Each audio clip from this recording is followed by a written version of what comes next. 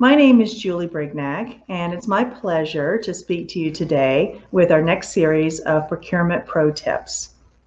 I am the Senior Vice President of Client Services and Delivery for Denali, a WNS company, and I'm really delighted to be speaking to you today about 3 tips about managing your remote team. But a little bit about me. I have spent 20 plus years in the procurement and supply chain management industries for Fortune 500 companies. In fact, my background is more on the client side as opposed to the strategic partner side. But having spent time on both sides of the table, it has allowed me an opportunity to work with remote teams in various different capacities. So I thought I'd talk about that today, especially in light of our recent situations in working from home and trying to navigate through a new normal. The first tip that I would give you is the constant face-to-face communications with your team. Now, that's important whether you're in an office environment or whether you're working from home. However, managing remote teams, even under our previous business conditions where we thought that was the old normal, now we're operating under the new normal, it's very important, especially now, managing our teams to be able to constantly communicate with them. In fact, it's even more important that we're video conferencing, we're telephoning, because we don't have the luxury of seeing them face to face.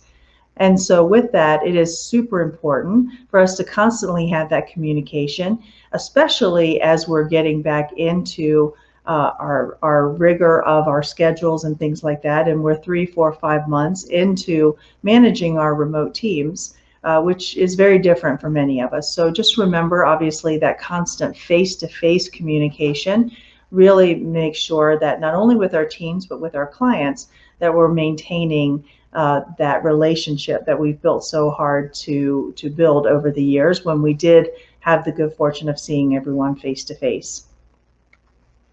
The second pro tip I'd like to share is something that I call monthly personal development discussions.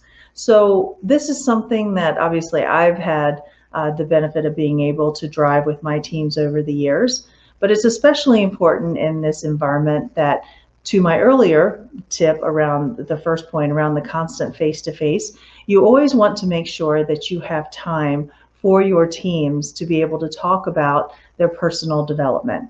And I'll give you a bit of advice. What's really hard is that when you have these monthly discussions and you also ensure that your team has the discussions with their direct reports, et cetera, what's really important is that you don't talk about work.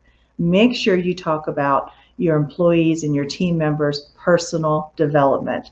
That will go a long way in terms of maintaining the morale, especially in our remote working situation, and making sure that the clients feel valued and you continue to contribute to that very important culture that you've worked so hard to build.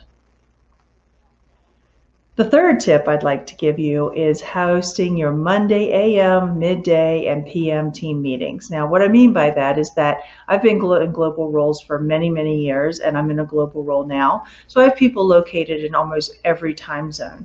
So what we do is we kick off the week, actually, with what we say we'll have coffee together, we'll have lunch together, we'll have dinner together, and of course, it's all at the same time with the team. And I think it just really sets the week off in a proper tone, especially under these conditions, so that we can all either talk about current events, we can talk about what's coming up during the work week, things that are relevant to the team, whether they happen to be within the workplace or not. So I think that's very important to keep in mind because, again, all of these tips are related in terms of the communication, but they take on their own identity in terms of the importance and the vehicle in the approach in which you take to make sure that that communication continues to be fostered. So I think with that, the key theme there is around communication. It's something that we all do as effective leaders, whether we're in office, whether we're on airplanes traveling to see our teams, or whether we're working from home. But either way, hopefully these tips are something that will help you out in terms of maybe giving you a bit of a different approach or perspective to successfully managing your remote teams. Thanks a lot for your attention and joining, and hope this was helpful.